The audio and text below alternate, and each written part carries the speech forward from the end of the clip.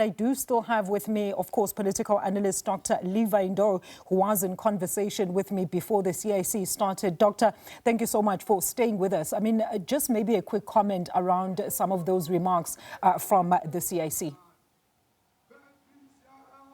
Well, I think it was a message of appreciation, appreciating the support that the CIC received from the members of the EFF, not only in the Eastern Cape, but also in the other provinces. Also, the support also went beyond the borders of South Africa. We have seen EFF representatives from other countries in the SADC region.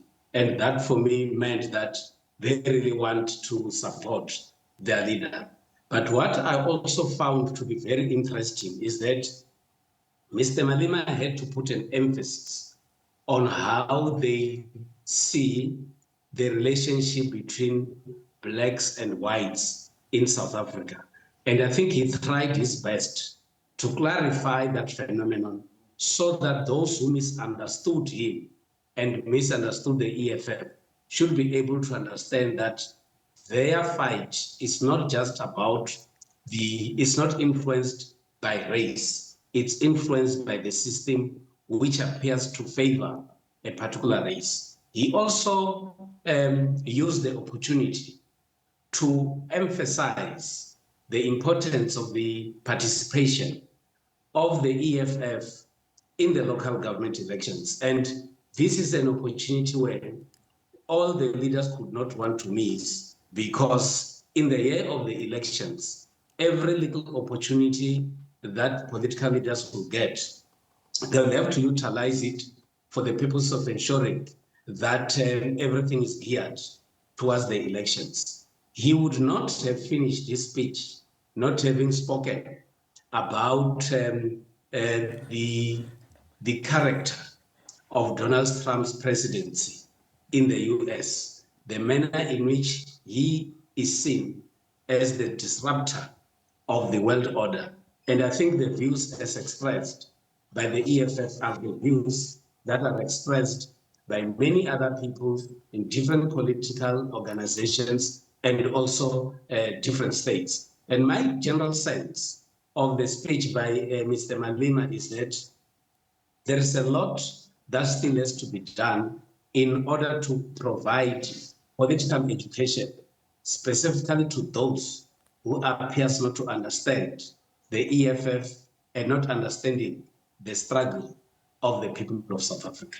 Mm-hmm. He also made reference to President Cyril Ramaphosa being a sellout in those remarks there, Doctor. But I want to go back to your earlier point, which I find quite interesting, because you say this might indeed be a political witch hunt, as we've heard from Julius Malema as well as his supporters all believe. But reality is that the video is out there, and Malema did lie to the court that the gun was a toy. Why should he be above the law because he's a political leader? We already have a bad precedent set in this regard, and we cannot simply have a different set of rules for certain people because of their public standing. There are things that are unavoided. The things that are unavoided are that Mr. Malema has been found guilty by the court of law in the Republic of South Africa. And what is happening now are issues that relates to how do they convince the courts to ensure that they come at a decision that will be lenient. But what is important and what has to be emphasized is that in the Republic of South Africa, we all need to adhere to the law and the Constitution. And all the citizens of the Republic of South Africa are equal before the law. Mm-hmm. Those are the issues that when the courts take decisions, they have to do so. Bearing in mind also that our courts are supposed to conduct their affairs without any fear or favor. So I don't think there is anybody who would be expecting that the courts are going to favor certain individuals, including Mr. Malema. And I think that is why they've taken this route of ensuring that they need to bring a strong legal team that must be able to argue their case, because here, this is a legal matter, and of course, when it comes to legal matters, there are issues that are considered, and indeed, the courts have to take such decisions without any fear or favor. Absolutely, Doc. And as a parting shot there, even for the CIC, he did call for those door-to-door campaigns to be back in full force. And I'm just wondering then, Doctor, what if any impact jailing Malema then would have on his party as well as support ahead of the local government elections?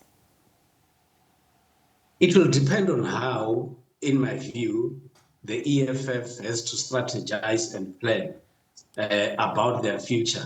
If Mr. Malema could be jailed, it could be a make or a break for the EFF. And my view is that now that they say that they are going to strategic planning, some of the issues that relates to the possible outcome of the court case, it's what the EFF should start discussing.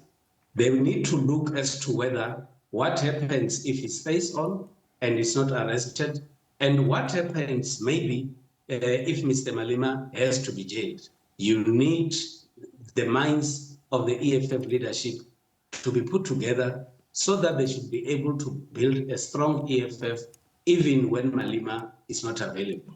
But my view is that they might not be doing it openly, but in the interest of their party, they should start having this discussion, even though it could be very, very difficult, because anything can happen, and it appears as if those who want to see Mr. Malema behind bars appears to be well prepared to ensure that such does happen. Maybe talk to us about the lessons then, Doctor, that need to be derived from this particular case. All right. In fact, Doctor, we're going to leave it there. Thank you so much for joining us for some sound analysis there. That was Dr. Levy Ndou, political analyst, wrapping up analysis there on the pre-sentencing procedures of Julius Malema.